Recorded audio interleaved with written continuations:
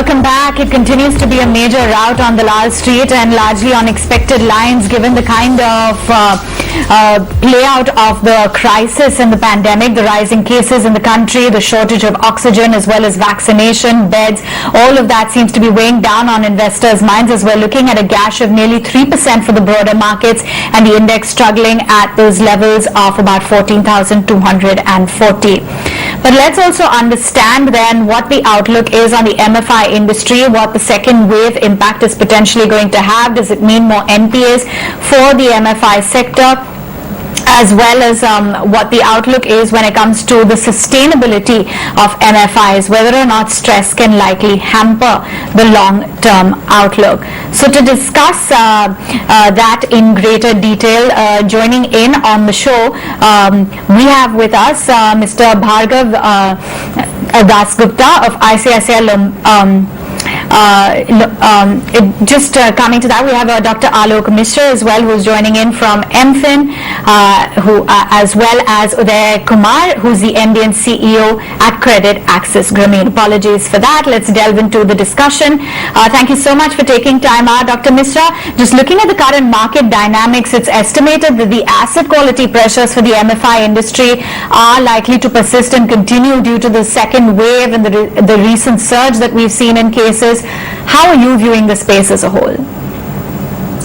Well, thanks. But considering the experience gained in the first wave, I think the MFIs are more well prepared in connecting to the customers through digitally. But we do not know that how long the wave will persist. We are hoping that the wave will die down sooner. So if it happens by April or say mid-May, and the liquidity continues to flow in the sector, because that is a very critical point, because even in the last pandemic, the Reserve Bank of India kept the liquidity support on, though it didn't reach the small and medium MFIs as it should. But in the current pandemic also, if the liquidity from bankers continues to flow in, I don't think there would be any abnormal stress other than what we have seen in the past year.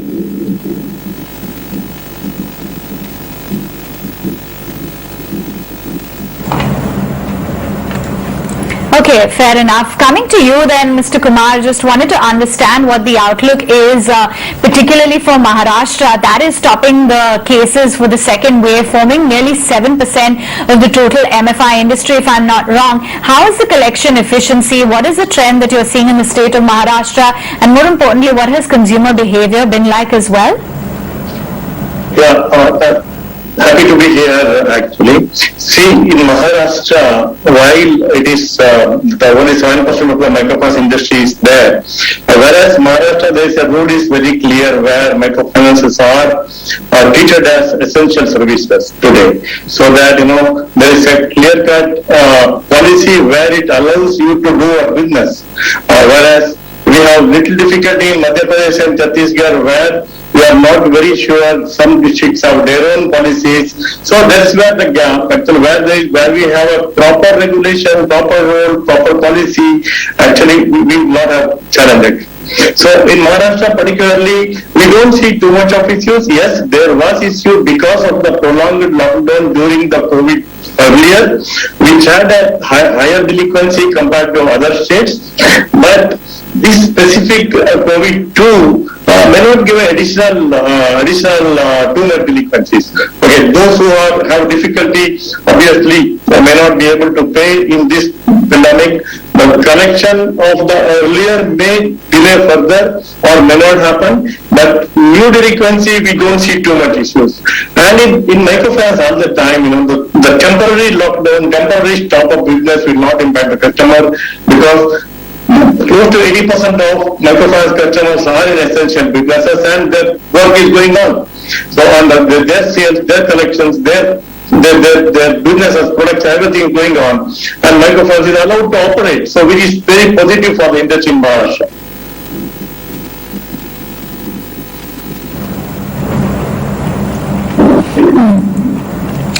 Now, Mr. Misra, the income of some of the micro loan borrowers has still not recovered back to pre-COVID levels in majority of the states.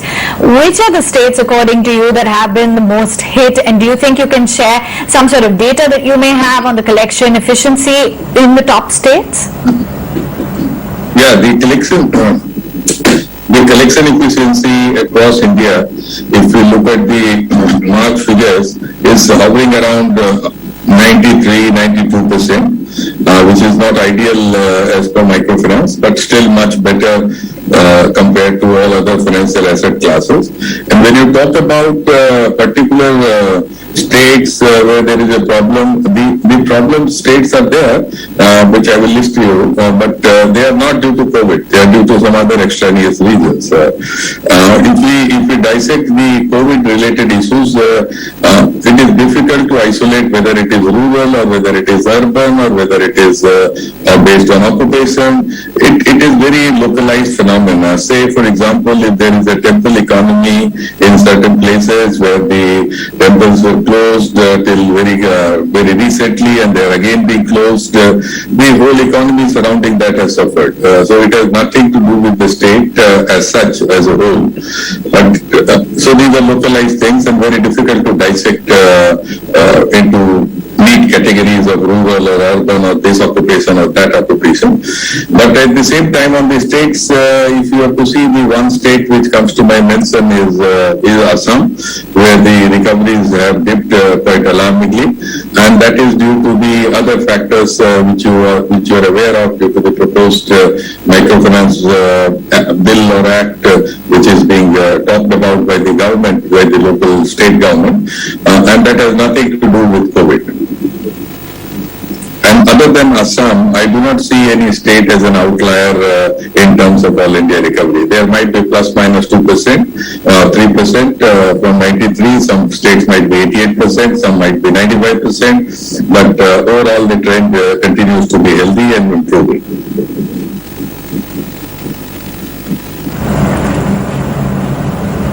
Okay. And Mr. Kumar, we were talking about the difference that we've seen in terms of customer behavior as well. But are you seeing the income levels as well of customers being badly hit? Do you see the need to continue to lend to the customers in order to avert a default? The income of the customers are impacted to certain segments, as Dr. told right now. A customer related to an ecosystem, which may be a pilgrimage, it could be a travel, tourism, transportation, infra hubs, where for example, IT hub, where the economy where microfinance guys are dependent are not working. Similarly, maybe beauty parlors, maybe hairdressing salons, they're not working. So to that extent, there's an income shortage for them because they are not in, even though some of them are essential, but that ecosystem is not working. So it is what we witnessed in the earlier entire last 1 year. So we saw about 8 to 10% of such claims have delayed. That is what the overall delinquency we witnessed there. So other than that, 80-90% of them are in a normal situation. They are always producing and selling, and their economy is not impacted. And they're quite resilient. The moment that come back, the normalcy, they will activate and they start paying back. So these are the segment of businesses which some of them are not able to come back. That is where you are seeing 5-6-7% of delinquency in the system, in the entire industry. And I think that is where it would stop. Maybe even the COVID 2.0 right now, what is happening. So might impact similar customer again to some extent, because where they cannot do their activity, the footfalls are low for them. So to that extent, we need to recognize that fact. So we are aware of that. That is where we have high connectivity. Where there's a need, we will be, as industry, we are supporting them also wherever there's a need. Other than that, normal cycle where customer completes the cycle, she wants new loan, there's activity going on. So microfinance keep on dispersing money. I think we must disperse the money because that's a cycle. But there's a chain, we need to keep working and helping them. So if customers are good, the business is running, the center is paying, the customer is paying, I don't think there is the restriction for us to go and lend to them. The demand is there for them. So the renewals are happening. Right. Alok, is the MFI industry, though, the business model per se, would you think it's sustainable? And do you think MFIs will be able to withstand the stress currently in the system? Will there be need for more capital raising for some of the MFIs at least? Yeah. So you have two questions. Your questions has two parts. One is sustainability and one is raising of capital.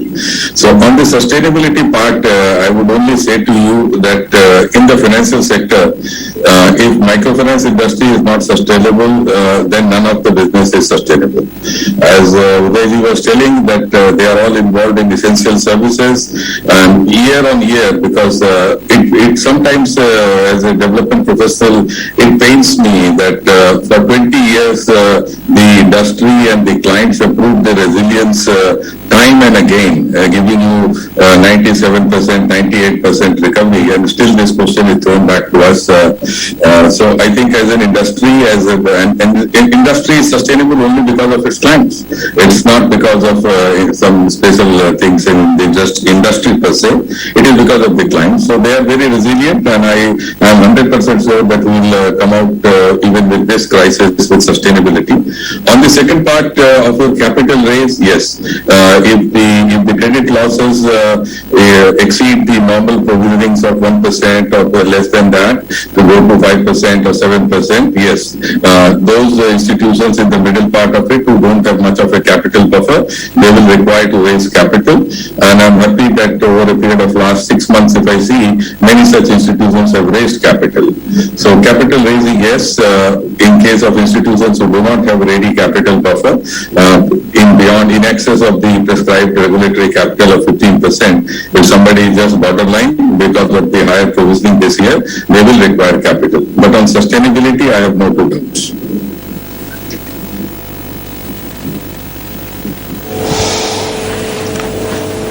Sure. Udaya, if I could, extend that question about sustainabilities of MFIs with you. There have been many different views on sustainability of the MFI industry per se. What's your own view in terms of, say, the next 5 years for the industry growth, and at what rate do you think the industry can grow? See, the potential is quite large in this industry. If you see, even 20 years of microfinance existence in this country, I think industry could reach only up to 6 crores of households, which is quite low. As per me, it is only 1/3 of the potential.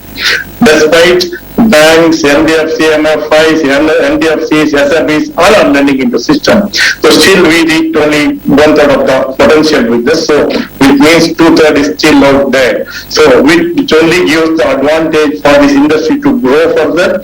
At least for the next 5 years, if you ask me, my expectation is that we should grow between 20% to 20%, 25% CAGR as an industry. So I don't have any doubt about it. Maybe it's 2021 is not equal to that, or even 21, 22 may not be the same, subject to how long this COVID-2 might impact. But in a normal business environment, this industry should grow between 20-25 CAGR for the next 5 years.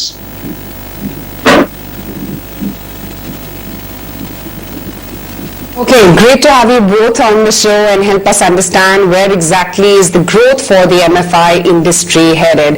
On that note, we're going to take a very quick break with news that we're still pretty much, struggling